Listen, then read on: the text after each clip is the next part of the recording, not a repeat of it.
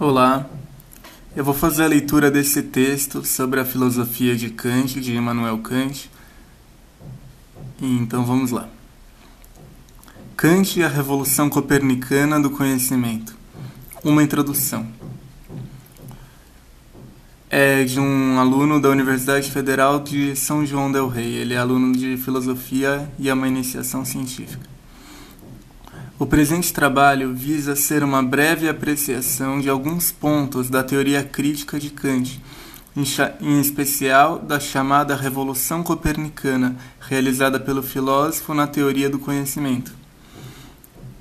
Por Revolução Copernicana, ele quer dizer aquele processo em que, como Copérnico fez a revolução de colocar a Terra não no centro do universo, mas o Sol no centro, Kant também vai colocar a razão no centro e não o objeto do conhecimento. A partir da análise de alguns dos principais textos de Kant sobre o tema e com o auxílio de comentadores de referência, procurou-se, de forma didática, introduzir o leitor na discussão acerca do conhecimento no período moderno e mostrar a contribuição do kantismo para a mesma. Kant é um escritor importantíssimo não só para o iluminismo, mas para toda a modernidade. Palavra-chave: Idade Moderna, Revolução Copernicana, Teoria do Conhecimento. Introdução. Immanuel Kant nasceu no século XVIII e viveu em uma época marcada pelo pensamento de grandes mentes como Newton, Copérnico, Leibniz e Hume. Leibniz, que eu imagino que seja o único que vocês não conheçam, é um racionalista idealista também, da linha de Descartes. Fala sobre o otimismo. Newton, vocês sabem, é um grande físico da física moderna. Copérnico fez a revolução na astronomia. E Hume, um grande empirista que questiona a validade da ciência, já que ele defende que a causalidade e outras bases da ciência são meros hábitos psicológicos. A obra de Kant foi, ao mesmo tempo, uma sistematização de conhecimentos anteriores e uma novidade para a filosofia de seu tempo. A teoria crítica, que aqui será abordada, foi uma das principais contribuições kantianas para o seu tempo, influenciando toda uma tradição posterior do pensamento filosófico. O chamado idealismo transcendental, que marcou suas reflexões sobre a teoria do conhecimento, operou uma importante mudança no modo como se entendia o pensamento e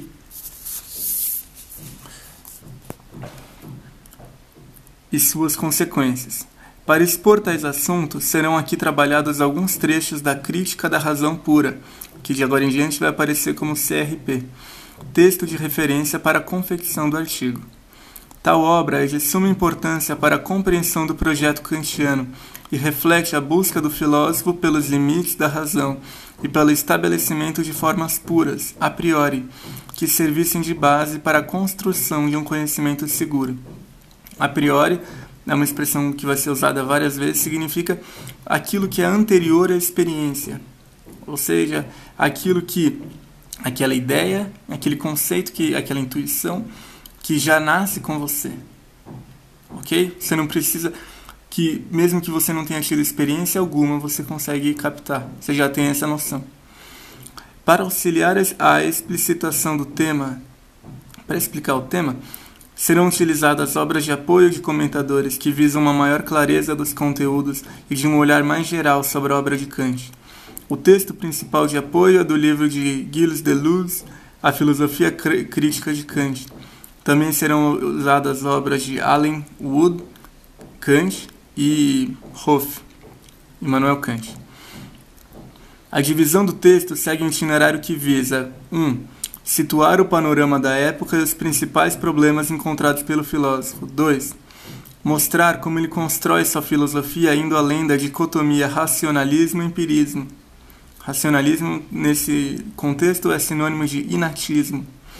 Demonstrar que sua teoria é transcendental, ou seja, está preocupada com as condições de possibilidade do conhecimento. 4. Lançar um olhar específico sobre o que se entende propriamente por revolução copernicana no pensamento kantiano. E 5. fazer uma breve explanação sobre as formas puras da sensibilidade e do entendimento, segundo Kant. O panorama da época. Para uma reconstrução adequada dos argumentos produzidos por Kant em sua filosofia, que ficou conhecida como Crítica, é preciso, inicialmente, um olhar atento sobre a época na qual o autor produziu sua filosofia. Kant viveu no século XVIII, na Alemanha, na verdade na Prússia Oriental, em um contexto filosófico e científico moderno. Falar em um período moderno é chamar a atenção para uma redescoberta do homem e suas capacidades, mais ainda, é olhar para a ciência que este homem produz. Então a modernidade está muito associada com o renascimento da ciência. Kant, dessa forma, insere-se em uma época que se desvencilha das ciências medievais, baseadas no aristotelismo, porque o aristotelismo defende que o princípio vem antes da experiência. Então a teoria, que é a priori, que ela é racional puramente, ela tem ascendência, ela é prioritária sobre a experiência. Como que ele se desvencilha do aristotelismo?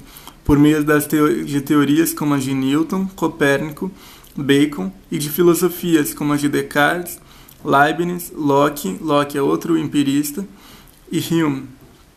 Bacon é um dos primeiros empiristas ainda no período medieval.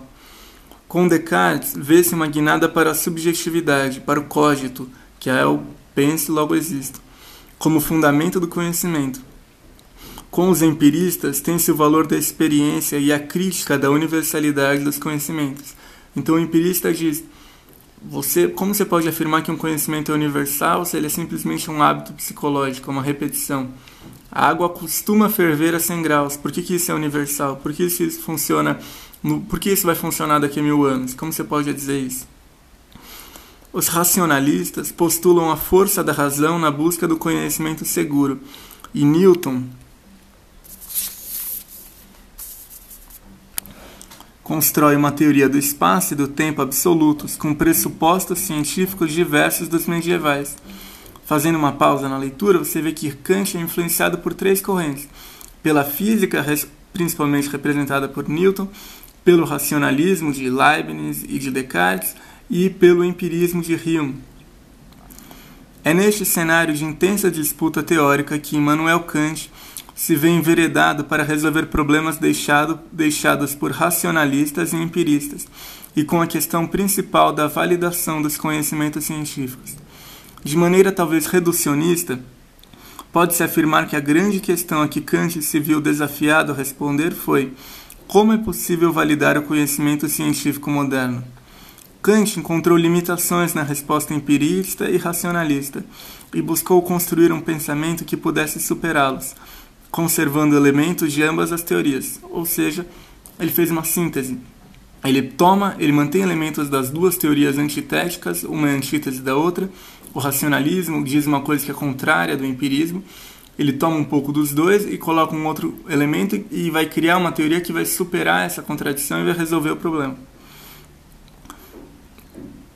Obviamente, a síntese de Kant é uma tese para um outro processo em que talvez tenha uma outra pessoa que vai se opor à teoria de Kant, e aí um terceiro que vai fazer uma síntese entre os dois. É um processo que pode ser infinito.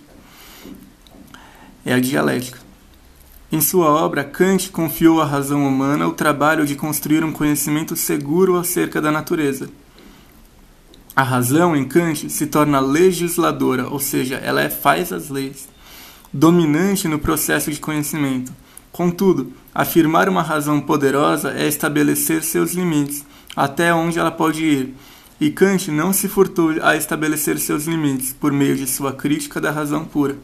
Então Kant, como um dos maiores representantes do iluminismo, estuda a razão profundamente, mas ele também estuda os limites da própria razão. Ele não é uma pessoa que crê cegamente no poder da razão.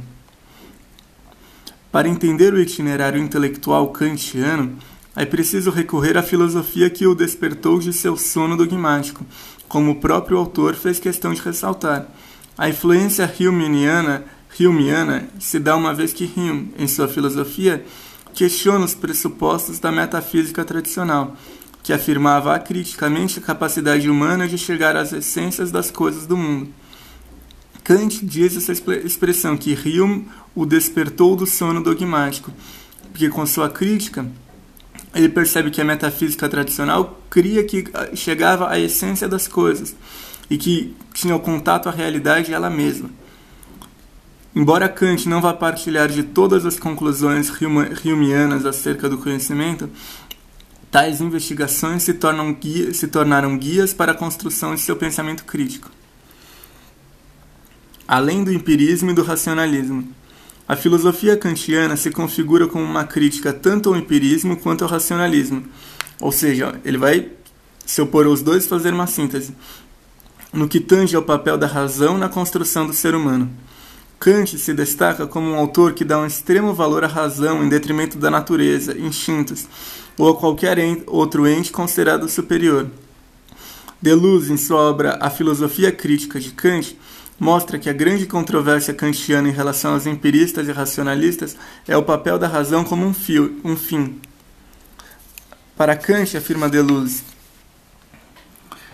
nos fins da razão, é a razão que se torna a si mesma como um fim.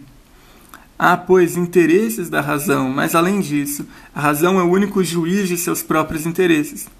Ou seja, para Kant, a razão não é simplesmente um mecanismo para você chegar lá, como a lógica, ou como você usar um teorema. O teorema de Bhaskara é um meio para você alcançar a resposta, encontrar o valor da incógnita. A razão ela tem um fim, ela tem um interesse próprio. Há, pois, interesses da razão, mas além disso, ela que se julga, ela que se regula. Os fins ou interesses da razão não são julgáveis nem pela experiência, nem por outras instâncias, que permanecem exteriores ou superiores à razão. Kant recusa de antemão as decisões empíricas e os tribunais teológicos. Assim, Kant diz que a razão não está submetida à experiência nem à teologia. Ela regula ela mesma. Percebe-se aí que a filosofia kantiana, nesse sentido, afasta-se de uma posição empirista, uma vez que discorda do papel atribuído à experiência no processo de conhecimento. Isso não é o mesmo que excluir a experiência, nem defender um idealismo tal qual era entendido pelos empiristas, mas dar à razão a função dominante na construção do conhecimento. A razão, para Kant, não está a serviço de nada, não é meio, mas tem seus próprios fins. Daí a recusa em uma posição que coloque a natureza como dominante no homem. Uma ação racional será aquela que subjugue a natureza e a leve a cumprir os ditames da razão. Então a razão está acima da natureza. Quem é dominante é a razão. Kant também se afasta de uma posição racionalista, pois estes também não veem a razão como um fim em si mesma, mas subjugada a instâncias superiores a ela, como um bem, um valor ou algo exterior a ela. Muito interessante esse ponto. O autor aqui desse artigo está dizendo que o próprio racionalista coloca uma coisa como acima à razão. Descartes, por exemplo, ao mesmo tempo que postula o cogito, que é totalmente racional, penso, logo existo, como substância, como base, não deixa de evocar uma terceira substância, divina, que cria e sustém o mundo. Então, lembre-se, qual é o ponto de apoio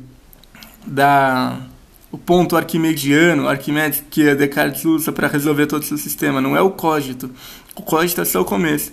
Para ele alcançar o mundo e a realidade, ele usa Deus. O pensamento de Leibniz propõe a ideia de uma harmonia pré-estabelecida, que permita dar conta de validar uma ciência com base na razão. A filosofia kantiana, por sua vez, propõe um outro viés, a filosofia transcendental, realizando o que ficou conhecido como Revolução Copernicana do Conhecimento, como se verá detalhadamente nesse trabalho.